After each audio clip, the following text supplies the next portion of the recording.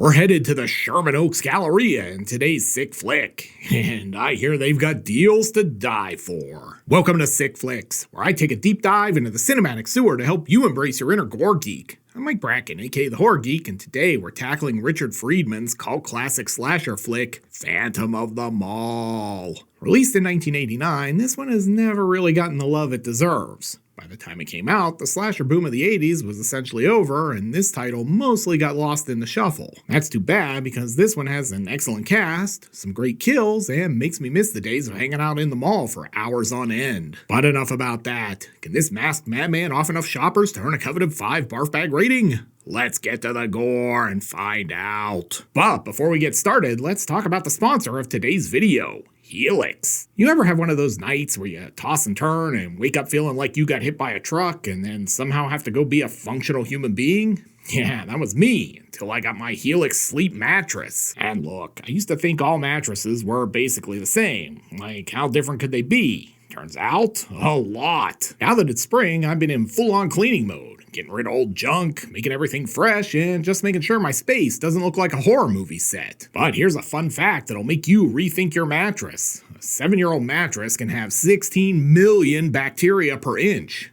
That's more than a toilet seat. Oh my God! Yeah, just let that sink in for a second. I mean, that's more terrifying than anything in the movies I cover. And it's not just bacteria. Dust mites, sweat, and all kinds of stuff build up over time, which can mess with your allergies and even affect your sleep quality. That's why I make sure to keep my sleep setup fresh. I've had my Helix Twilight Luxe for about 2 years now, and it's still just as comfortable as the day I got it. One of the things I loved when I first got it was how easy the whole process was. Helix delivers the mattress right to your door, rolled up in a box, and setting it up is ridiculously simple. No wrestling with a giant awkward mattress. Just unbox it, let it expand, and you're good to go. Plus, they give you a 100-night sleep trial, so you have plenty of time to make sure it's the perfect fit. If you don't love it, you can send it back. Well, trust me, after 2 years, I still love mine. They're not getting it back. So if you want to level up your sleep, check out Helix. Right now they're running their spring savings event, which means you get 20% off site-wide.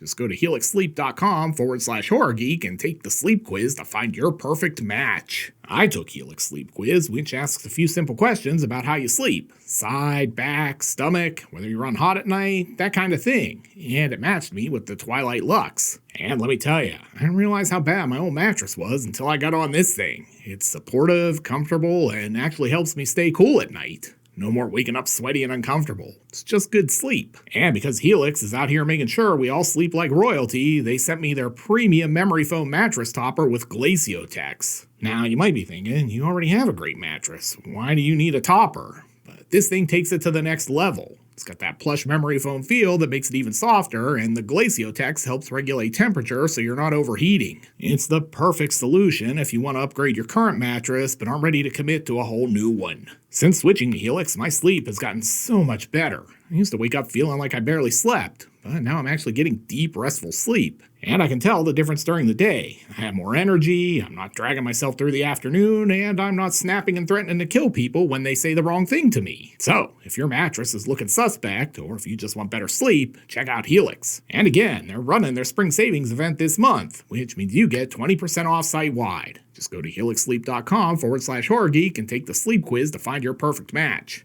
Seriously, your back will thank you. Your energy levels will thank you. Your future well-rested self will definitely thank you. Thanks again to Helix for sponsoring today's video.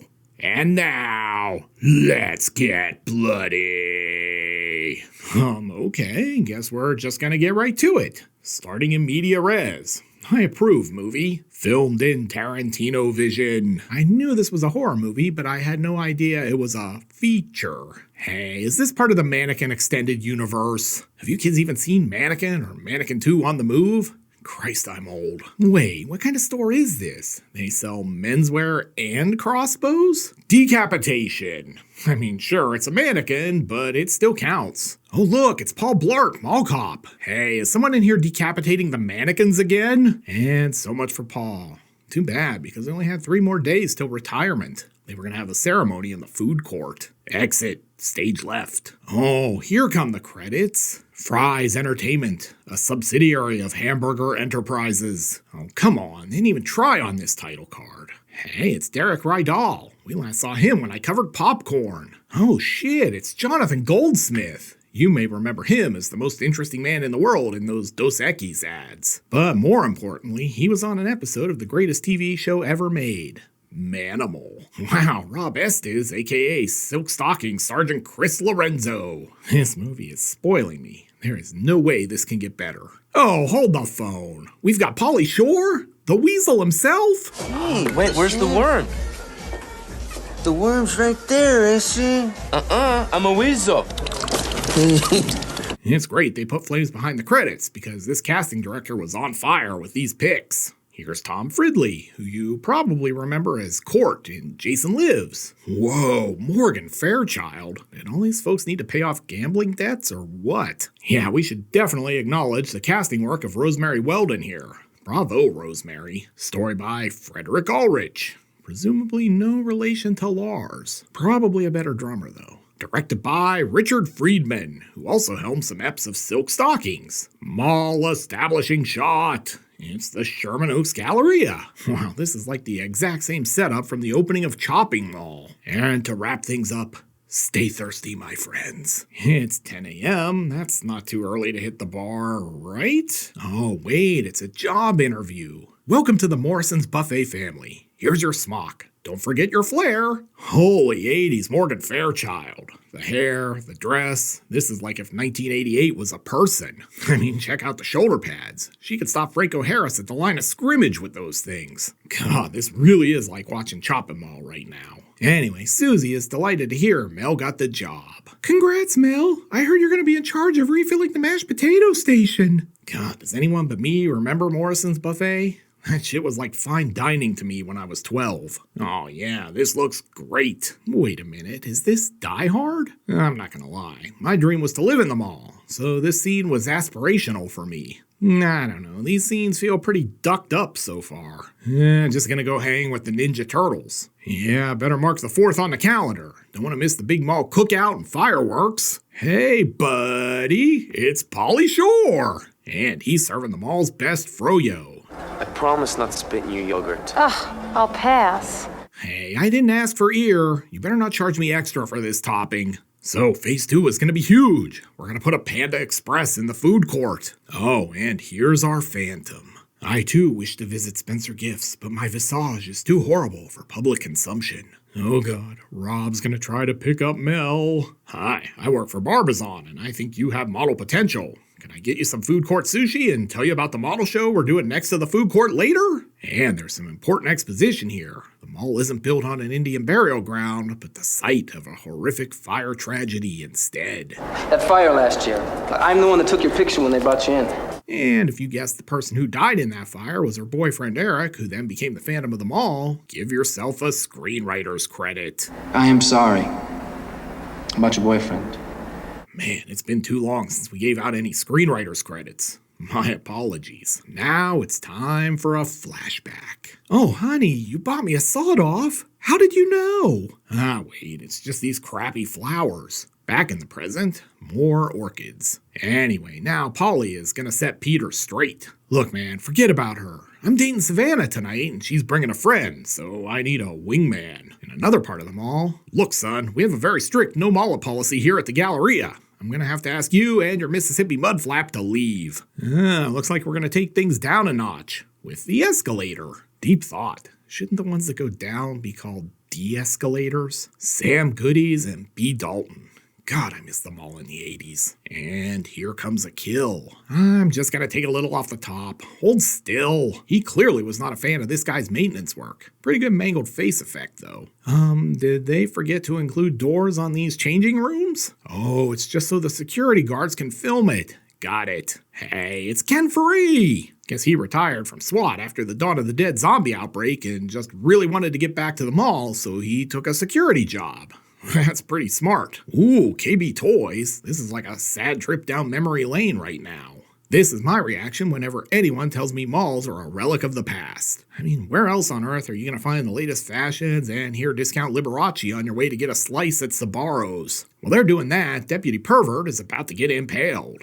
Clearly no one watched the safety training video for operating the forklift. Oh yeah, fork you, buddy. And that is one sweet exploding eyeball. Too bad PruTube will punish me for showing it. Back in the mall, the most interesting man in the world is having a chat with Morgan Fairchild. Morgan, these shoulder pads are amazing. Where'd you get them? Judging by these smears, I'd guess the mall's last general manager quit abruptly. Oh, look, the guards dropped in. And how sweet. He shoplifted the dress she wanted earlier. But everything is not coming up Millhouse because the car won't start. Stop, you're gonna flood it. I love how people bounce when they do that. Like if you just bounce enough, that kinetic energy will transfer to the engine. Oh, here's the problem. There's a tremendous buildup of gunk in my Fetzer valve. And now she's being attacked. But don't worry, Eric's here with the crossbow. I was an adventurer once, until I took a bolt in the pec. Hey, can we get janitorial up here? Got a corpse on my desk. Yes, again. Maybe stuff like this is how he became the most interesting man in the world.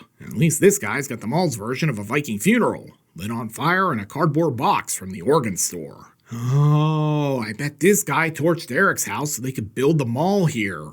That's another screenwriter's credit for me. Anyway, there's a sex scene here we can't show because PruTube hates both boobs and kissing now. Oh god, I just had the worst dream. Derek Rydal was giving me a tongue bath. Mall establishing shot. And Polly's back. Dude, I have to tell you about my date with Savannah. Oh god, the Phantom of the Mall has his own kickboxing dojo set up in the tunnels. How does no one know this? You kids today will never know the joys of the mall arcade. I'm not gonna lie, this video is kinda making me depressed. I love that this guy is still working the machine even though we clearly saw the ball go down the middle, and the flippers aren't even moving. Jesus, this dude is basically running his own private ninja camp up here. Oh shit, we got Stan Bush on the soundtrack. Sadly, it's not The Touch. Echoes of memories of shattered dreams. Any thoughts on this, Ian Sarah? It stinks. Does he really need 4 screens to watch one videotape? I'm not gonna lie. Stunned, a slasher villain listens to this wuss rock. Meanwhile, Polly's like, I can use this to cut my demo album. I just need you to work the board. Now he's doing Tai Chi or having some weird seizure. I don't think the earring and the hair below the collar are regulations, son. Oh, I bet he's here at Sam Goody's shopping for the new album by The Police. Sweet, they have the new NWA. Fuck the police. Hey, stop him. He stole the new Winger CD. And he escapes into the elevator. Or not. No idea how the dude got on top. Man, this is a whole lot of work just to get back one terrible Winger album no one was gonna buy anyway. And then he finds Morgan Fairchild, who's rocking the lime green jello shoulder pad ensemble today. Does this dude have closed circuit cameras through the entire mall? Oh, great. This guy's eye wound up in the yogurt. The health department will love that. Alright, now to load this thing up with 150 plays of Never Gonna Give You Up. Flashback. Looks like someone's trying to get to second base. Hell yeah. Yeah, exactly like that. Well played, pervs. Sure. Let's take a bathroom break. I feel like we've earned that. Oh god, is he gonna kill him with a high water pressure bidet enema? I guess he earned it since this wound makes him the parking lot assailant from last night. Oh, it's a candlelight dump. How romantic. Oh god, it's not a bidet. It's a cobra! You laugh, but every year toilet cobras kill millions of people. Just look it up. And right in the junk. This guy looks like Freddy Krueger from the back. I'm sure that wasn't intentional at all. Anyway, Mel's on the clock. Hey, what did I tell you? Flair is a part of the uniform and you're not wearing any. And Peter here just got a table for one in the friend zone. Thanks a lot for being such a friend. Oh, come on. You gotta curl more than 10s, dude. Feel the burn. Wait. He already did. Literally. And our delinquent is gonna shoot his shot with Mel's friend. What do you say? Wanna take a ride on my Mustang? I meant in my Mustang. In! Actually, his real game isn't much better. We could get to be friends. Close friends. Then Dad shows up with the C block. Oh, sweet. Totally random skateboard in the middle of the mall. Oh yeah, this dude is no Tony Hawk. Man, this is gonna be an elaborate kill if he has a lasso. Ooh, death by escalator. One of my biggest childhood phobias. And flashback. Just gonna pop in a little Keith Sweat to set the mood. I mean, this scene is really hot. And just in case you didn't figure out who set this fire 20 minutes ago, oh yeah, it's just like a Talking Heads song. We're burning down the house. And we'll just skip past them, explaining everything we already know. Hey, does the mall cop have jurisdiction here? I don't think he can issue tickets outside of the mall. I need a lawyer. If I see you kids loitering at the Orange Julius again, I will run you in for criminal trespass. And to escape, Peter flashes him. Hell yeah. No, not like that, you pervs. With the flash on his camera. Oh, and that little pimp fist there missed by a mile, too. At least the mall cop sold it. Wait, these guys are mall security. They're not really gonna engage in a car pursuit. Yeah, I always wanted a chase scene in a station wagon. Said no one ever. Man, this is a hell of a stunt. And here comes another. Yeah, wrecked the mall squad car. He's gonna be on desk duty for months. So, I wanted to do something different for our first date. Bet you've never been grave robbing before. Oh, it's empty. What a shocker. House establishing shot. Morgan Fairchild's like, I'm sorry, my robe doesn't have giant shoulder pads in it. You caught me unprepared. And the news is even worse down at the mall. What do you mean you wrecked the security car? Eric's back here working with the pipes, which leads me to wonder, what happened to the Cobra? How come no one found the piano guy? Oh, wow. He's gonna blow up the mall. Yeah, smoking in a restaurant. You know it's the 80s. And a payphone. It's definitely the 80s. Now he's in plainclothes. He's Paul Blart, undercover mall cop. Hey, what did I tell you about trespassing? Uh-oh, he's setting her up for the choke slam. Week after week, I deliver the best Jim Ross impressions on the internet. You're welcome. Eric's spider sense is tingling. Or maybe that's just all the burnt nerves in the melted candle he calls a face. I could go either way on that. Time to take out the trash. But look out. Sting is here to dole out pimp kicks like it's payday. Oh god, here comes the worst martial arts action this side of one of those imitation Bruce Lee movies. We got a real Pier 6 brawl down here in the boiler room. But look out. Mall cop has the foreign object. This should be a disqualification. Oh boy, someone's getting their head crushed. And here it comes. Not gonna lie, not nearly as good as the one in Intruder. Oh hey, Pauly Shore is still in this movie. And the security guy looks great. Things really went to his head. And now Mel's in the Phantom's lair. Oh, a shrine to me. This isn't creepy at all. Don't mind me, babe. Just doing some pull downs for my lats. They're the key to a good V-taper. Wow, early unmasking here. Yeah, if you just stay on his left side, he looks great. And here's Pauly Shore's audition tape for Club MTV. Really amazing he didn't get the gig with these sweet moves. Eric does have the beginnings of a really great Fire Marshal Bill cosplay. I wonder if his hot dog is as cooked as his face. Someone clearly has anger management issues. I mean, the murder kind of gave it away, but yeah. Sorry, I just need some time to vent. Down at the swanky party, hors d'oeuvres are served. Please, try the nuggets. They're from Chick-fil-A. Drinks provided by Jamba Juice. And we're gonna blow this place up. Polly and Susie are probably gonna run into Bruce Willis up here. Or that guy from Demons. And now Pete's here too. Guess we're ready for the final showdown. Oh, booby trap. Hell yeah. No, an actual booby trap. And now Eric's a bad guy. No means no, man. And she gives him a taste of her pimp hand. Good news is Pete's on his way, presuming he doesn't run into DOS effects or a giant alligator down here. Oh shit, the Cobra's back. Way to tie up loose ends, movie. Why does Eric sound like Randy Savage here?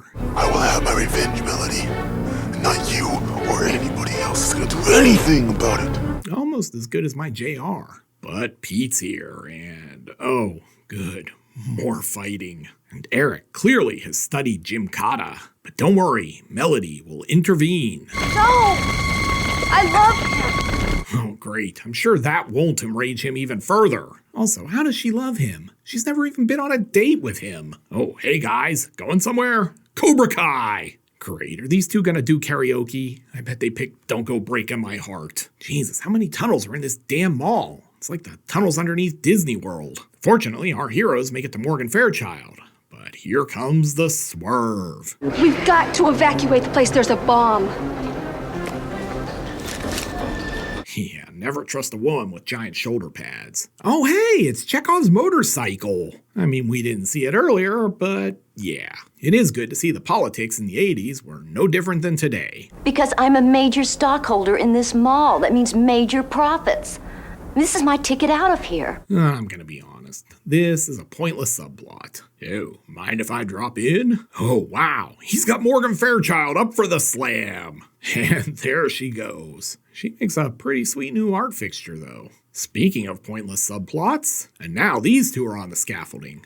I'm sure this will end well for him. Great, now everyone can see upper dress. Wait, Ken's gonna pop him like he's a zombie at Monroeville Mall. 'Tis but a flesh wound. 90 seconds. Tarzan away. And he's confronting Posner. Eric, it's a terrible misunderstanding. You lying bastard! No, get Linda Day George in here to coach him on that line delivery. Bastard! Bastard!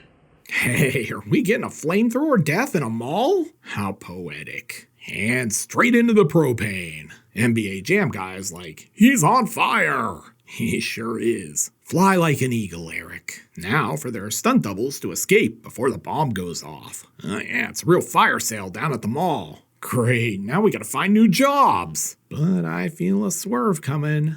Wait for it. Wait a minute, they faked me out. And cue credits. So, what do we learn from Phantom of the Mall? Well, for starters, that you could take Phantom of the Opera and turn it into a pretty good 80s slasher movie by putting it in a mall. I've always felt this one was underrated, especially for a slasher released in 1989 when the subgenre was sort of on its last legs. This one deserves more love. But enough about that. Can the Phantom carve up enough bargain hunters to earn a coveted 5 barf bag rating? Let's go to the gore card. In terms of gross anatomy, Phantom of the Mall is solid. We're treated to death by cobra, a box crusher decapitation, a man set on fire, a woman tossed to her doom, a popped out eyeball, and Eric's cool makeup. This one is a solid little splatter flick that earns a respectable 3 barf bag rating. If you wanted to go 4, I wouldn't argue with you. This is a nice and sick little flick. Looking for another horror movie set in the same mall? Then be sure to check out my review of Chopping Mall. You'll find a link here on the screen. I'll meet you over there. Until next time, I'm Mike Bracken, aka The Horror Geek, bringing you all the splatter that matters.